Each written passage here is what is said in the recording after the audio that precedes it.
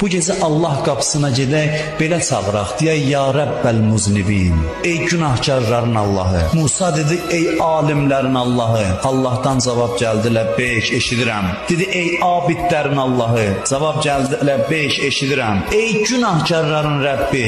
Cavab gəldi, ləbbeyk, ləbbeyk, ləbbeyk. 3 dəfə cavab verdi. Musa dedi, ilahi dedim, alimlərin Rəbbi bir dəfə, abidlərin Rəbbi bir dəfə cavab verdin. Amma günahkarları deyəndə 3 dəfə dedin.